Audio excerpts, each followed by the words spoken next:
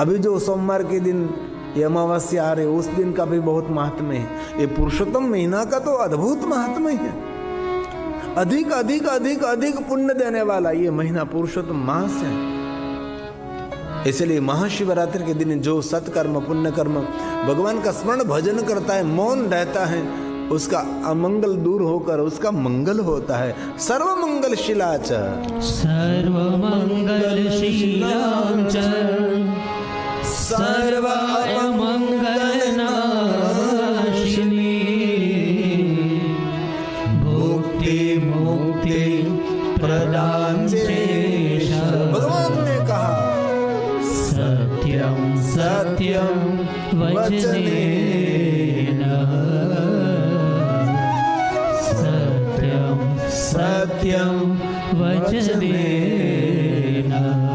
इसलिए भगवान शिव जी की पूजा की श्रेष्ठता है, महादेव की पूजा की महानता। विश्व के देवता सब शिव जी का पूजन करते हैं। विष्णु भी स्वयं शिव किसी की पूजा नहीं करते। शिव निरंतर नहीं स्वात्माराम, अपने में स्थिर रहता है शिव, क्योंकि शिव स्वयं है जगत करता, जगत रचयिता है, स्वयं शिव है।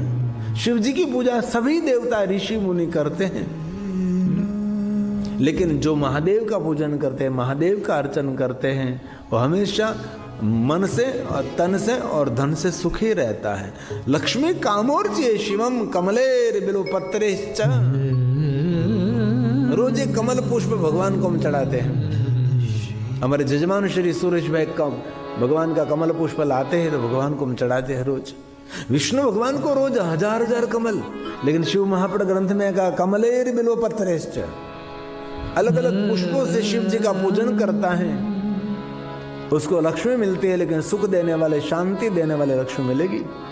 भगवान ने गाया है कमले कमलेर बिल्वपत्रेश्च शतपत्रेश्च तथा पुनः। अलग अलग पुष्पों से, अलग अलग पत्रों से, अलग अलग भांति भांति से भगवान शिव का पूजन करने से शंख पुष्पे तथा देव लक्ष्मी कामोर्चे शिवम लक्ष्मी कामोर्चे शिवम। अलग अलग पुष्पों से भगवान शिव जी का श्रृंगार करने से मनुष्य अपनी कामना मनोकामना की पूर्ति करते हैं। यहाँ जितने पुष्पों का वर्णन है सभी पुष्प भारत के पुष्प है, या इस देश में जो पुष्प हो रहे उसका वर्णन हमारे ग्रंथों में नहीं है। इस पुष्पों का वर्णन है जो भारत देश में सभी पुष्प खिलते हैं। कनेर के पुष्पों से महादेव का पूजन करे, मन की शांति मिलती है। धतूर पुष्प महादेव को अर्पण करने से पुत्र कामोच्चा, पुत्र की कामना है तो पूर्ति। दुर्वाक महादेव को चढ़ाने से आयु की कामना पूर्ण होती है, लेकिन बिल्वपत्र महादेव को चढ़ाने से सभी कामना पूर्ति हो जाती है। त्रिदलम त्रिगुणाकारम त्रिनेत्रम च त्र्याउधम त्रिनिधन पाप संहारम। एक बिल्वपत्र शिवार्पणम, एक बिल्वपत्र महादेव को अर्पण करने से मनुष्य 3 जन्मों के पाप में से मुक्त होकर अपनी कामना की पूर्ति करते हैं। यही बिल्वपत्र की महिमा। त्रिदलम त्रिगुणाकारम, भगवान शिव जी को बिल्वपत्र अर्पण कर, सबको कंठस्थ है। भगवान शिव जी को बिल्वपत्र अर्पण करते तब हम सब बोलते हैं ना, आशा रखता हूँ आप सबका मौन खोलेगा, आप सब साथ में बोलेंगे। भले बिल्वपत्र नहीं है, लेकिन मन से तो बिल्वपत्र महादेव को अर्पण कर सकते हैं ना। बोलिए साथ में, त्रिदलम त्रिगुणाकारम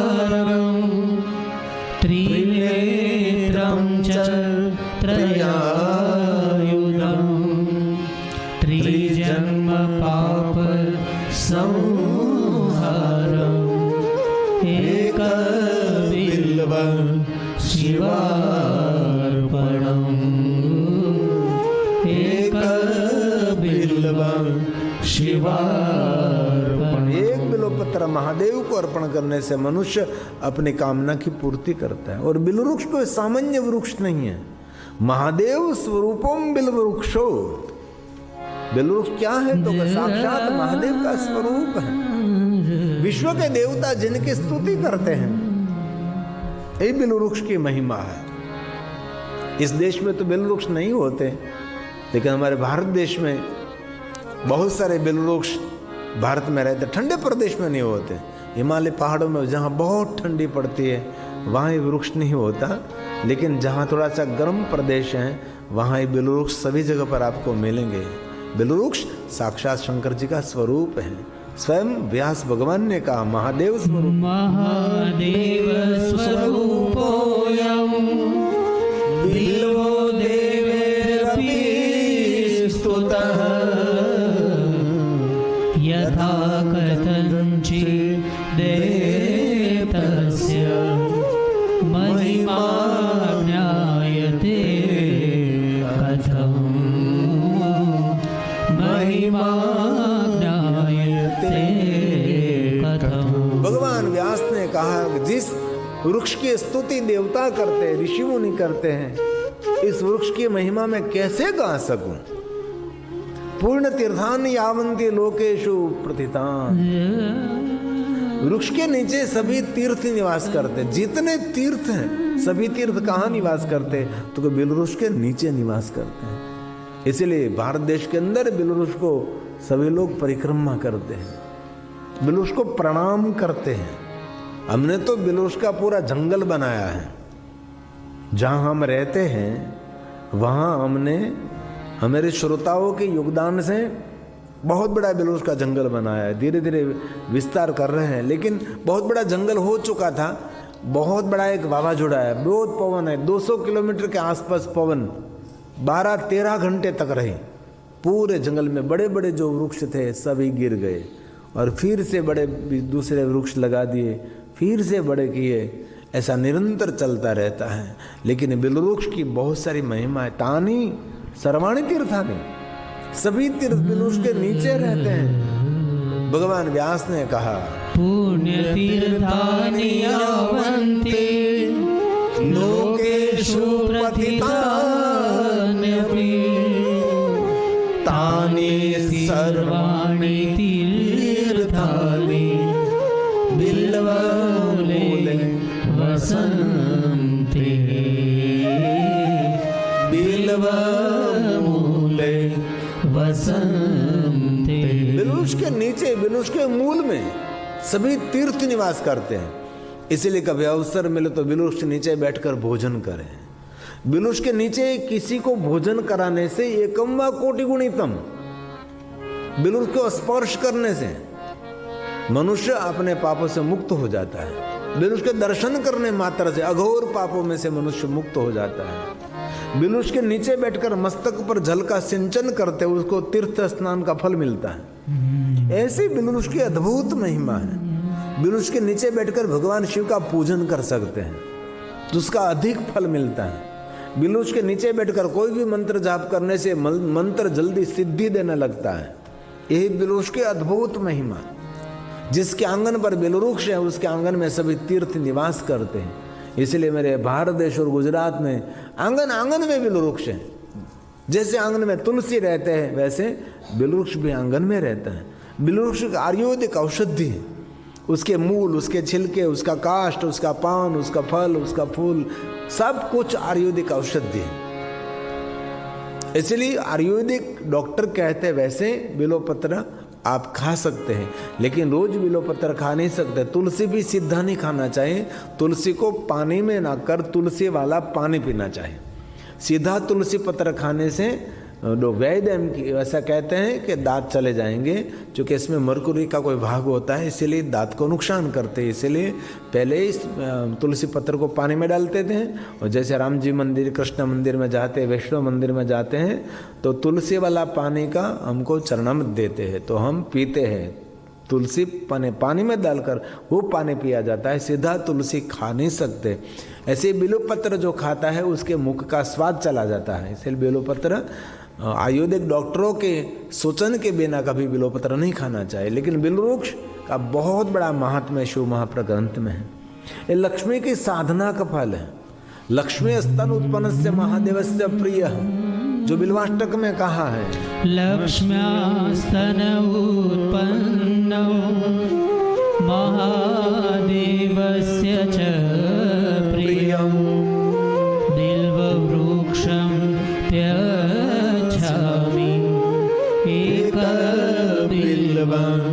शिवार्पणम्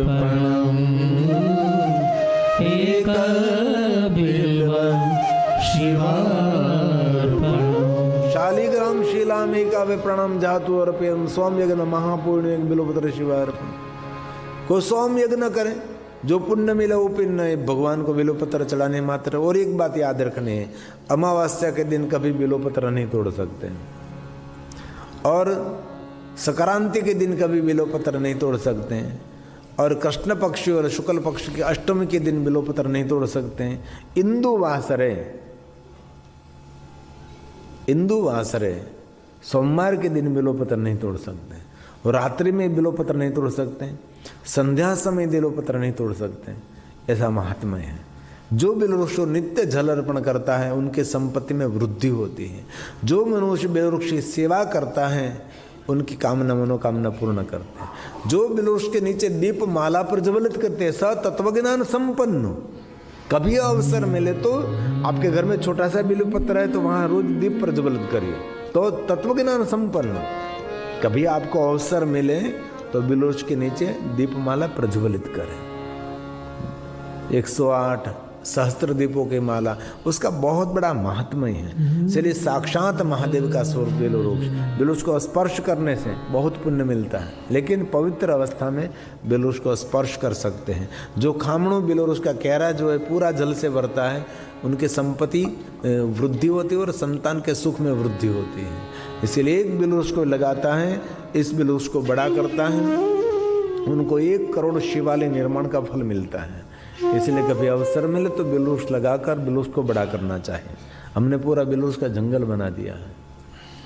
कभी आपको अवसर मिले तो जरूर। इसमें भी बहुत सारे लोग आ चुके हैं, कहीं नहीं आए तो वहाँ पूरा जंगल है। धीरे धीरे इसका विस्तार भी हो रहा है, और बहुत बड़ा शिवालय वह हम निर्माण कर रहे हैं। ज़्यादातर शिवालय का काम पूरा हो गया है।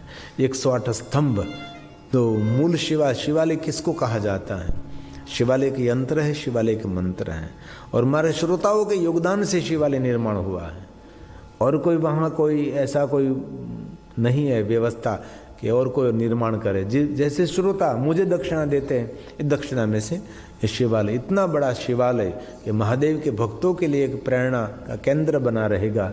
ये शिवालय हजारों साल तक धरती पर रहेगा। ये शिवालय बना रहे हैं।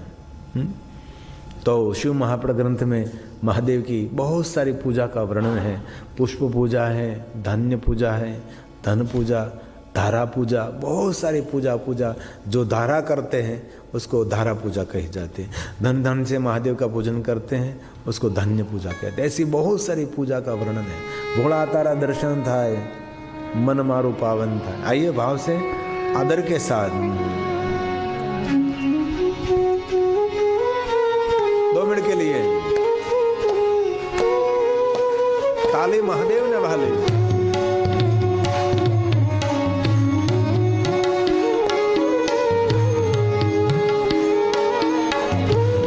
भोला तारा दर्शन। मंदिर रूपानो मूर्ति सोनानी, मंदिर रूपानो मूर्ति सोनानी, माळा बाबा ने शोभे हीरा मोतीनी, माळा बाबा ने शोभे हीरा मोतीनी, शेष पर गंगा निधान, मन मारू पावन था, शीश पर गंगा निधान, मन मारू पावन था। थोड़ा तारा दर्शन था, मन मारू पावन था। थोड़ा तारा दर्शन था, मन मारू पावन था।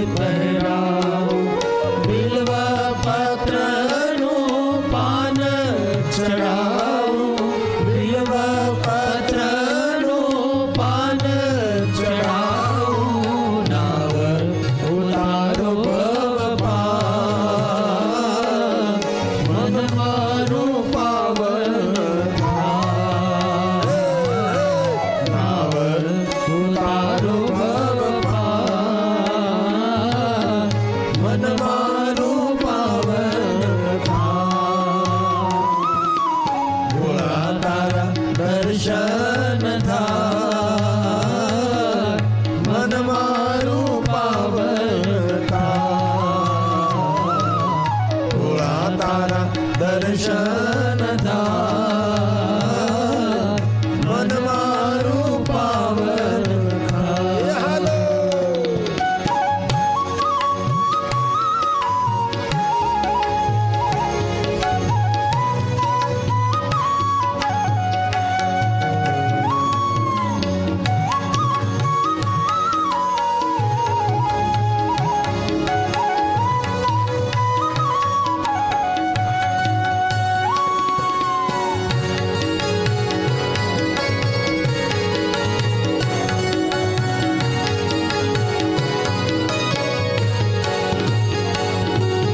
ભક્તિ તમારી લાગે છે પ્યારી ભક્તિ તમારી લાગે છે પ્યારી મૂર્તિ દેખીને હું જાઉં છું વારી મૂર્તિ દેખીને હું જાઉં છું વારી ભક્તોને આનંદ થાય મન મારું પાવન થાય ભક્તોને આનંદ થાય મન મારું પાવન થાય ભોળા તારા દર્શન થાય મન મારું પાવન થાય ભોળા તારા દર્શન થાય મન મારું પાવન થાય હે મહાદેવ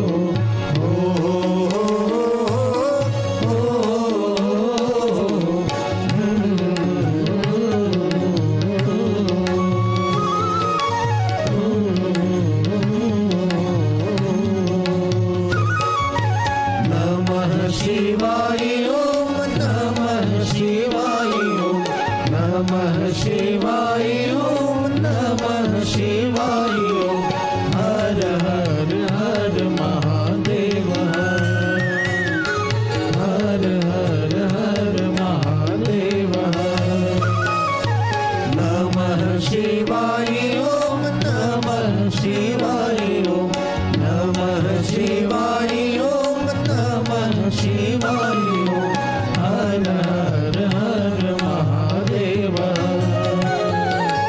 हर हर महादेव। भगवान शिव और पार्वती दोनों कैलाश पहाड़ को छोड़कर मृत्यु लोक में विचरण कर रहे थे, जो पुरुषोत्तम मास की एक सुंदर दिव्य कथा है।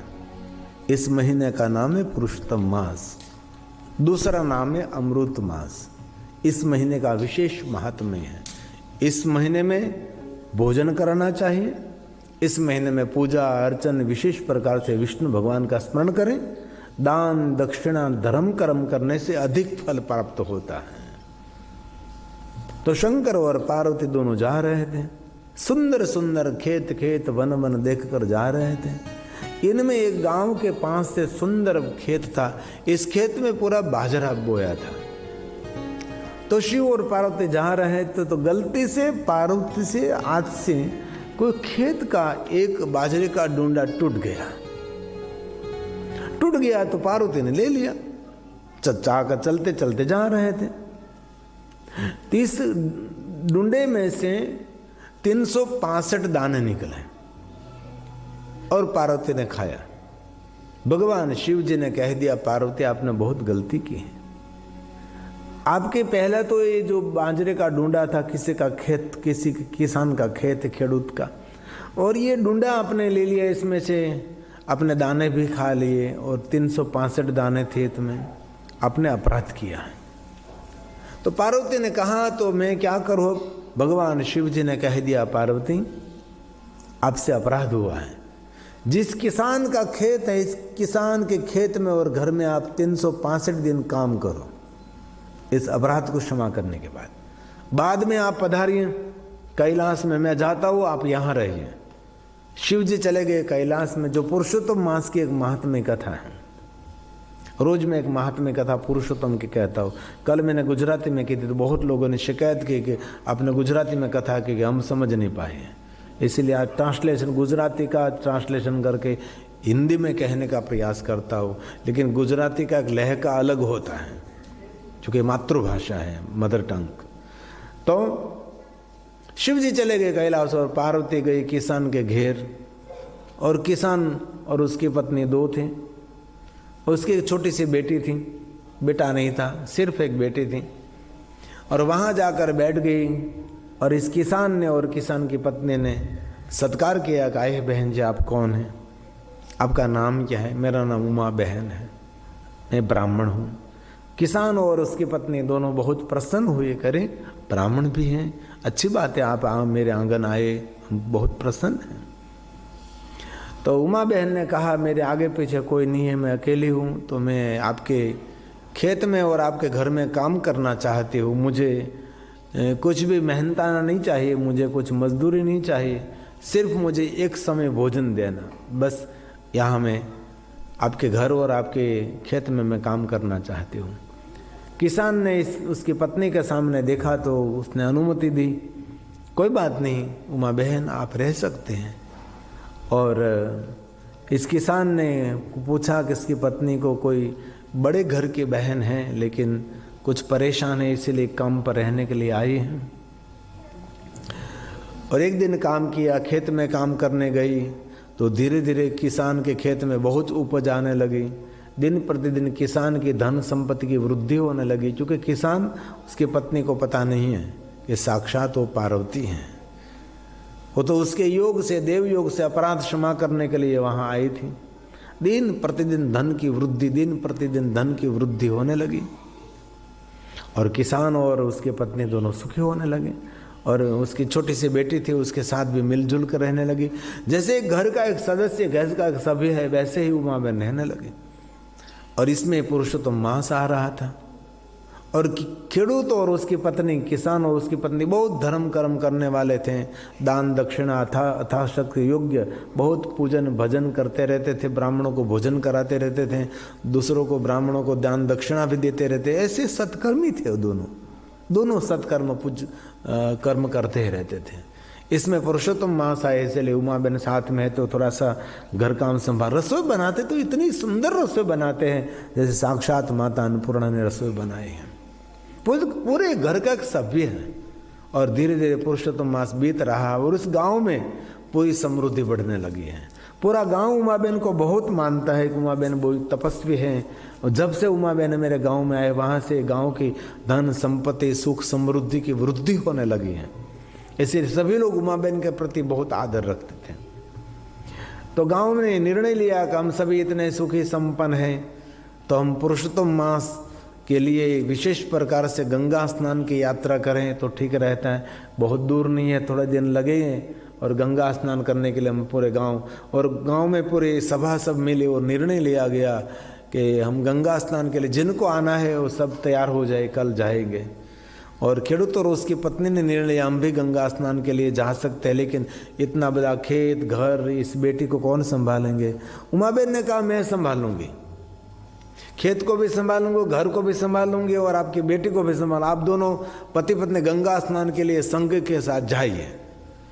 उमा बहन और उसकी पत्नी खेडूत और उसकी पत्नी दोनों प्रसन्न हुए और सब कुछ तैयार किया और हरिद्वार गंगा स्नान के लिए जा रहे हैं। और उमा बहन को पूछा कि आपको कुछ लाना है हरिद्वार से कुछ। तो उमा बहन ने कहा नहीं लाना नहीं, मुझे कुछ देना है, मेरे पास एक चुंदड़ी है, आप ले जाइए और गंगा माता को कहिए कि चुंदड़ी उमा बहन ने बहुत आदर और प्रेम पूर्वक आपके लिए भेजी है, गंगा को आप दे दीजिए। कोई बात नहीं, चुंदड़ी ले, लेकिन भूल मत जाना कहना उमा बहन ने आपके लिए ये चुंदड़ी भेजी है। किसान और उसकी पत्नी दोनों संग में गए, यात्रा आगे बढ़ी, चाह रही थी बैलगाड़ा लेकर सभी सामान इसमें चलते चलते भजन कीर्तन करते करते। और बहुत दिन निकलने के बाद गंगा किनारे पर पहुँचे, गंगा स्नान किया, भजन कीर्तन हुआ। लेकिन एक किसान और उसकी पत्नी उमा बहन ने जो चुंदड़ी दी थी वो भूल गए और फिर बार बार कहा था भूलना मत भूलना मत भूलना मत, तो भी दोनों भूल गए। और सभी संग गंगा स्नान करके भजन कीर्तन करते करते वापस आ गए। बहुत एक दो दिन बीत गया यात्रा का। फिर बिस्तरा खोला तो इसमें से चुंदड़ी निकली। तो किसान और उसकी पत्नी को याद आ गए, अरे उमा बहन ने दिया था और कहा भी था भूलना नहीं, गंगा माता को अर्पण करना, गंगा माता को अर्पण करना। अब क्या करेंगे। जो यात्रा संघ था उसका जो मेन था उसके पास गए और कहा कि थोड़े दिन तक आप यहाँ रहिए, फिर से हम जाते हैं गंगा माता को चुंदड़ी अर्पण करना है। उमा बहन ने दी थी लेकिन हम बोल गए आप यहाँ हमारा प्रतीक्षा करें, हम जाएंगे। लेकिन उसने कहा नहीं नहीं, सबको घर जाने की जल्दी, एक पुरुषोत्तम मास पूर्ण होने की तैयारी, सबको जाना है, सबको जाना है, कोई नहीं रुके। तो कोई बात नहीं, हमारी रीते हम आवता रहीશું, તમે બધા जाओ। तो कोई बात नहीं। खेडूत और किसान और उसकी पत्नी दोनों फिर से गंगा किनारे पर गए और कहा गंगा माँ हमारे से गलती हो गई, संग तो हमारा चला गया लेकिन हम वापस आए हैं और यहाँ संग सब जाने की तैयारी कर रहे थे। तो बलदगाड़े बेल को उठाए लेकिन बेल उठे ही नहीं। बेल को कुछ खाने को लिए दिया लेकिन खा ही नहीं सकते, सभी बेल बीमार हो गए थे। तब संग को वहाँ ही रहना पड़ा। एक दिन बीत गए, 2 दिन बीत गए। वहाँ गंगा किनारे पर किसान और उसकी पत्नी पहुँचे और हाथ में चुंदड़ी रखी और गंगा मैया को कहा कि हे गंगा मैया, हमारे खेत में काम करते ही उमा बहन नाम की उसने आपके लिए चुंदड़ी भेजी है, आप स्वीकारिए जरा। और उस आदर और प्रेम के साथ गंगा मैया में अर्पण कर रहे थे। गंगा में से हाथ निकले सोने के कंकन वाले और चुंदड़ी को हाथों हाथ ले ली। खेडूत और उसकी पत्नी देखते रहे कि अरे साक्षात गंगा मैया ने उनके हाथों से ये सुंदर चुंदड़ी ले ली, ये कैसे हो सकता है।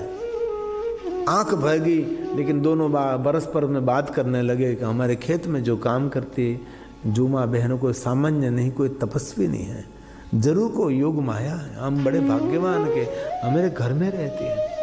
जल्दी जल्दी गंगा माता को प्रणाम करते हुए वहाँ संग वहाँ गया नहीं, वहाँ ही रुका, चूँकि सभी बेल बीमार पड़ गए हैं।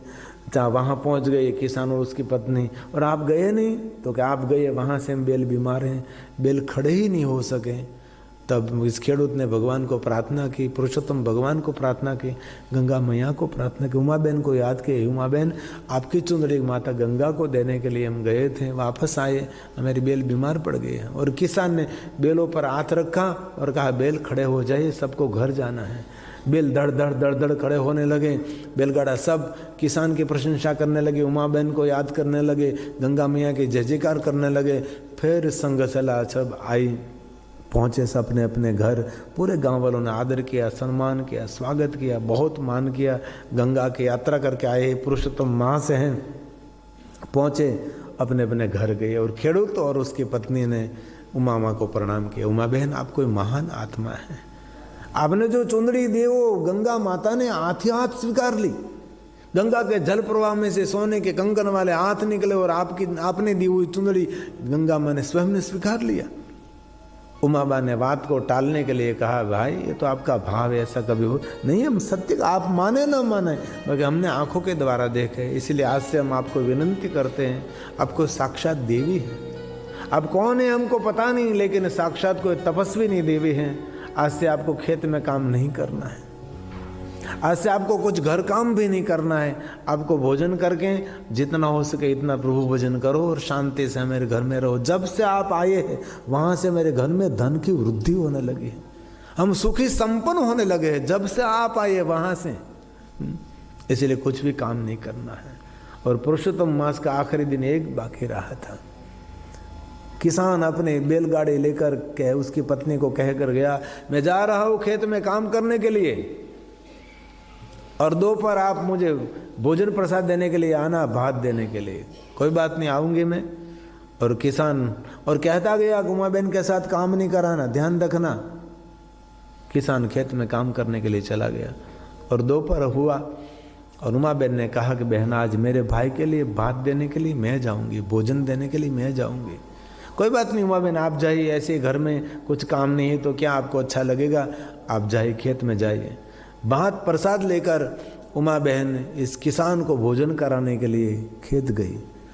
और किसान ने देखा तो बोलने लगा अरे मैंने कहा था उमा बहन के पास कुछ काम नहीं कराना, तो अभी यहाँ इतने दूर तक भोजन देने के लिए वहाँ भेजा खेत को। कोई बात नहीं, जल्दी जल्दी बैलगाड़ी को छोड़ दिया और वहाँ आया और कहा कि बहन आप क्यों आए? अरे मैं आपको भोजन कराने के लिए। कोई बात नहीं, भोजन खोला और किसान को भोजन करा रहे हैं, अपने हाथ से भोजन करा रहे हैं। तब किसान ने कहा कितना मधुर भोजन है। तो उमा बहन ने कहा नहीं भाई ये तो आपका मेरी पर आदर है ना, इसलिए आपको बहुत मीठा लग रहा है। भोजन कराया, बर्तन खाली बर्तन बैलगाड़ी में रख दिया और किसान को कहा कि भाई अब मैं जा रही हूँ। जाइए उमा बहन कोई बात नहीं आप जाइए। लेकिन ये दिन 365 का आखिरी दिन था। आज गंगा माँ कैलाश, आज उमा बहन कैलाश जा रही थी। शाम हो गई, किसान घर पे आया, देखा तो उमा बहन कहीं को दिखने को नहीं मिलते हैं और उसकी पत्नी को कहने लगा कहाँ है उमा बहन, कहाँ है उमा बहन? पत्नी ने कहा वो तो दोपहर आए आपके भोजन प्रसाद लेने के लिए खेत में आए थे और वहां तो आए थे, मुझे भोजन भी कराए और बाद में तो कह दिया कि सभी बर्तन में बैलगाड़ी में रखते हो, आप घर ले जाना, मैं जा रही हूँ। तो मैंने कहा जाइए। और वो कहाँ चले गए होगे, कहाँ चले गए? पूरे गांव में आसपास में कहीं देखा, कहीं नहीं मिले उमा बहन। और किसान ने निर्णय लिया कि ये कोई साक्षात देवी थी, कौन देवी थी पता नहीं, लेकिन हमारा कोई पुण्य उदय हुआ था, लेकिन वो अब चले गए। दूसरे दिन किसान ने निर्णय लिया जब तक फिर से उमा बहन नहीं आएंगे वहाँ तक मैं अन्न भी नहीं ग्रहण करूँगा, मैं पानी भी ग्रहण नहीं करूँगा। और उसके साथ साथ उसकी पत्नी ने भी नियम ले लिया, मैं भी अन्न जल ग्रहण नहीं करूँगी। 1 दिन बीत गया, 2 दिन बीत गया, 3 दिन बीत गया और तीसरे दिन उसको चलने की शक्ति भी नहीं रही। और उमा बहन को कैलाश से पता लग गया कि रे किसान और उसकी पत्नी ने कुछ खाया पिया नहीं। उमा बहन वहाँ तेजोमय स्वरूप में, स्वयं स्वरूप में वहाँ पधारी और किसान को कहा किसान मैंने आपके खेत में से एक बाजरे का डूंडा लिया था, उसका ऋण चुकाने के लिए 365 दिन मैंने आपके घर में काम किया है। मैं साक्षात अम्बा हूँ, साक्षात जगदम्बा हूँ, मैं साक्षात पार्वती हूँ। किसान और उसकी पत्नी ने प्रणाम किया, आप वरदान मांगो। तब किसान ने उसकी पत्नी ने कहा माँ आपका दर्शन हो सबसे बड़ा वरदान है। लेकिन इस किसान की छोटी सी बेटी थी उसने हाथ जोड़कर कहा, माँ मेरे पास भाई नहीं है, मुझे भाई दीजिए। तब माता पार्वती ने कहा कि किसान, आज से 9 महीने बाद 10वें महीने में आपके घर पुत्र का जन्म होगा और पुत्र परोपकारी होगा। और भगवान पुरुषोत्तम ने कृपा की है, तो ने पुरुषोत्तम भगवान का व्रत किया है, इसलिए इस फलस्वरूप तुझे पुत्र का जन्म होगा। और उमाबेन और किसान की पत्नी और पुत्री का कल्याण हुआ। और सुंदर कथा पुरुषोत्तम मास की है। आज मुझे सती प्रागट्य कराना है, इसलिए आज 3 वर्ष आपने नहीं गाई है। तो अब मैं सती प्रागट्य का प्रारंभ करता हूँ।